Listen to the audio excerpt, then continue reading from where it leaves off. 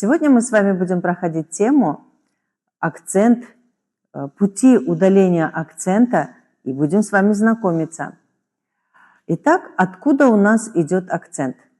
Я всегда выделяю две главные причины акцента. Это неправильная постановка ударения в русских словах и неправильное произношение русских слов.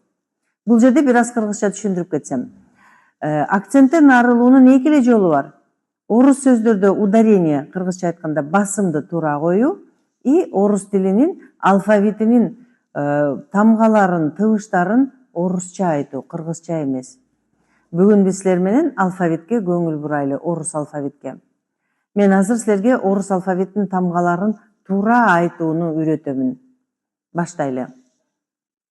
А, Б, В, Г, Д, Е, Ё, Ж, З, И, К, Л, М, Н, О, П, Р, С, Т, У, Ф, Х, Ч, Щ, Ш, Э, Ю, Я.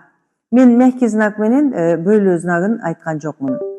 Эгерде силер байкаган болсоңор, мен бул жерде алфавитти тамгасы менен айттым. Биз кыргыз тилинде ал тамганы деп айтабыз, тескеричесинен деп айтылбайт, деп айтылат. Ошондо А деп оозубузду чоң ачабыз, Б деп айтабыз. Көп эле менин угуучуларым Б деп айта алышат. Жок, Б, В деп айтабыз.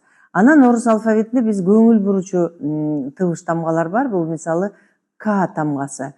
К. Тилибиз кеңири К деп сөйлөйт. Кыргыз тилинде К деп бул жака кетпейт тилибиз. К. Картошка. Мен салыштыруу үчүн өзүм атымды айым айтам. Менин атымды дагы айтуучу тамга бул Ж тамгасы. Кыргыз тилинде Ж, а орус тилинде Ж. Кыргыз тилинде Жамиля, орус тилинде Жамиля, Жылдыз, Жазгүл. Мына улам ушул тамгаларды эгерде биз туура эмес айтсак, бизде акцент пайда болот экен. Урматтуу достор, мен силерге сунуш этер элем, ушул алфавитти, орус алфавитти орусча айтып чыккыла. Үй тапшырмада сөзсүз ал белгиленет. Бул акценттен арылуунун биринчи жолу.